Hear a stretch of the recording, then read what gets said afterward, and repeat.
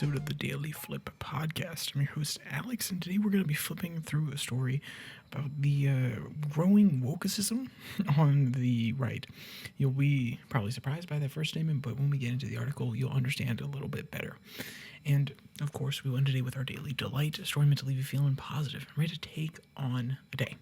Now, that's enough rambling from me. Let's actually jump into our daily debate. It's the first question that we always pose, something that you can throw down in the comment section.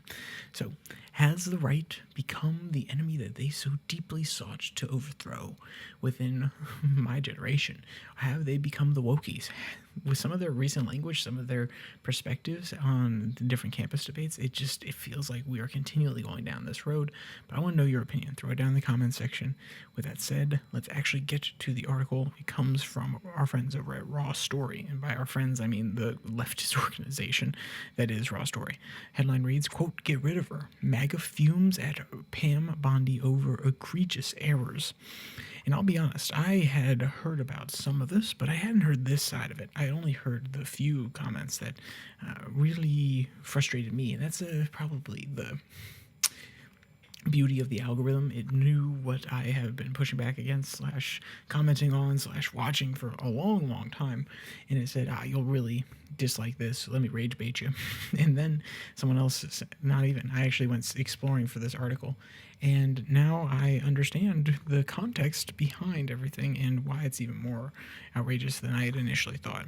So let's give a little bit of the scene setting here. Quote, Attorney General Pam Bondi has sparked fury from within the MAGA sphere for suggesting that the Justice Department, under her direction, may criminally prosecute business owners who refuse to print material in honor of slain right-wing influencer Charlie Kirk.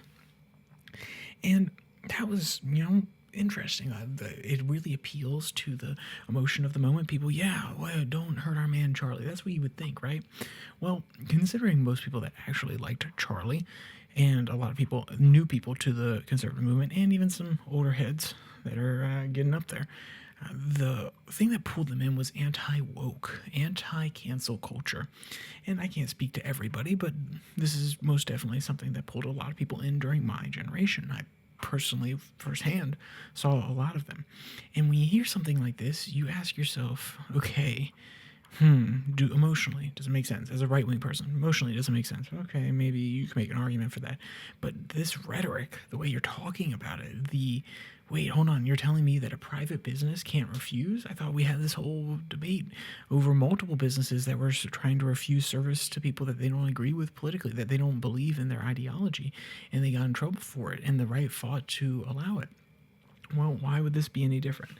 And if you're thinking along those lines, which, let's be clear, it's kind of unfair, I led you there, but if you're thinking along those lines, then you're not alone. And one of the larger right-wing influencers on the cultural side came out and made his opinion clear on this one. Quote, right-wing political commentator Matt Walsh, a staple in right-wing ecosystem, fired off on Bondi for her comments and demanded that Trump administration, quote, get rid of her today. And here's what he said that was a little bit more outrageous. Quote, conservatives have fought for, not outrageous, a little bit less outrageous. Quote, conservatives have fought for decades for the right to refuse service to anyone. We won that fight, Walsh wrote on X, and to his nearly 40 million followers. Quote, now Pam Bondi wants to roll it back, all for no reason. The employee who didn't print the flyer was already fired by his employer. This stuff is being handled successfully through free speech and free markets. This is totally gratuitous and pointless. End quote. And there's a little bit more to his rantings and ravings, and maybe we'll jump into it. But yeah, are we going to be ideologically consistent or not? Remember in the same stint when she was on TV, or at least throughout the course of the weekend, she made comments about possibly prosecuting for hate speech. And I remember not that long ago that conservatives were saying, well, hate speech isn't a real thing. Hate speech is subjective. Hate speech is something that is arbitrarily defined, and that's why it's so bad. It's nebulous. It's hard to pin down.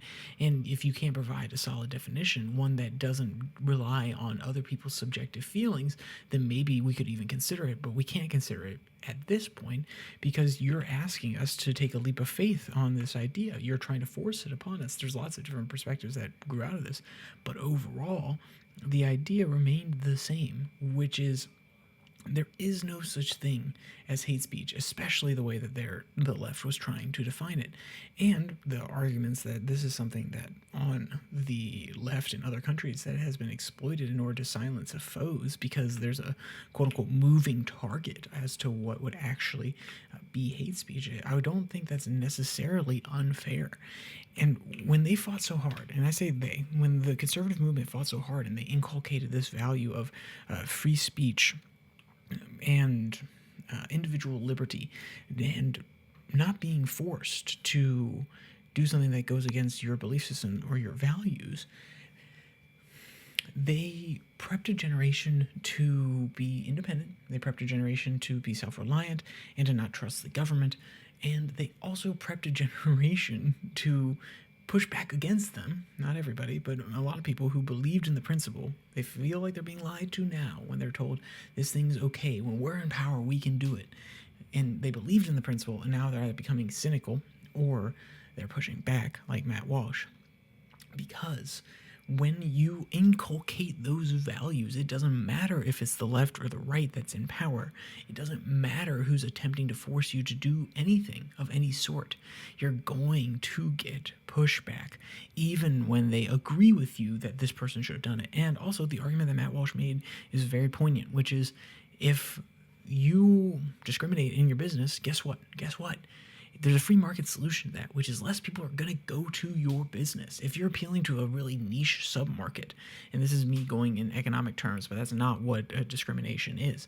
But if we're to put it in niche economic terms, if you only appeal to a very specific sub-market and you limit your abilities to grow, there's going to be a competitor that comes along and says, I don't care about that, okay? I'm going to make as much as I can from a larger demographic if possible. And that is a free market way to box out companies that do things that are immoral. You don't have to have the government come in. We are socially strong enough. And even though it's just online, this moment actually makes sense. This moment, for the people who grew up in this movement, see what Matt Walsh said and said, yeah, that's what I thought. It actually codifies them. It makes them believe that there are principled people out there who actually understand what they were fighting for. It's the same thing when you had free speech absolutists, and I'm putting air quotes around that, who then said, well, these campus protesters, they're not allowed to say what they want. And property damage is one thing, but going out and speaking their own minds and being associated and doxxed and everything of this sort, it felt like a complete contradiction to what this movement grew up doing. And when you see a breakthrough like this, when you see a person who is relatively aligned with the administration but is pushing back, it gives you more faith in them. It codifies that your principles are not dead, but also, it reminds you that it's okay. And that's even more important here, because the right wing the conservative movement has become ever more Trump-loving, ever more MAGA-loving. And very often people feel as though it is heterodoxical to say their normal opinions. And maybe it is heterodoxical, but that doesn't mean that it's a bad thing. And we need to be reminded sometimes. And sometimes it takes people who have a bigger microphone than you to remind you of those sort of things. And in an age where we're talking about protecting free speech, we're talking about the ability to say what you want, the ability to not live without consequences, but to not fear that what you say will get you in trouble with the government. The only fear you should have to have is the social sphere, and it should be an actual fear that you have to have about being responsible with what you say and what you do. That is an age in which ideas are allowed to flow, the worst are allowed to be knocked down, and nobody has to be forcibly told to do something or not do something by the only institution in the United States that we have given the power to use violence and force, aka the government. Now, if you agree with that, maybe you should go read some Hayek. Maybe you should go read some libertarian authors. But overall, I think the point stands. This is too far from the right. And finally, some on the right are at least speaking up. Some people have already been commenting, and some people have already been telling their friends and trying to push back on it and trying to spread the message. But finally, a large commentator is going out there, and they are pushing back. So with that said, let's get to our daily delight. This one comes from I Can Has Cheeseburger, question mark. which is one of those cute pages that loves to post about cats. This one is, quote, "He's a mom. He's a mother now. Woman adopts a tiny orange kitten and is surprised when her boy cat steps up to be the best father ever." And sometimes you have those adopted fathers that just go above and beyond, and this cat is definitely one of them. So if you want to leave with a little bit of a smile, go down to the description, find the link, and go and read this article. It will make you absolutely beaming with positivity, I promise you. So, with all that said, there's only one more thing to say. Oh, wait, no, I jumped the gun. If you want to check out any place that we host the podcast, we have Podvine, Spotify, Pocket Cast, and if you want to come back to these videos, you can go check out the Twitter handle at your Daily Flip, where I post links to these episodes every Monday, Wednesday, Friday, and 6 and 6, the 6 stories from around the world. I post that every Tuesday and Thursday. So, with all that said, there's only one more thing to say. Stay safe, don't die.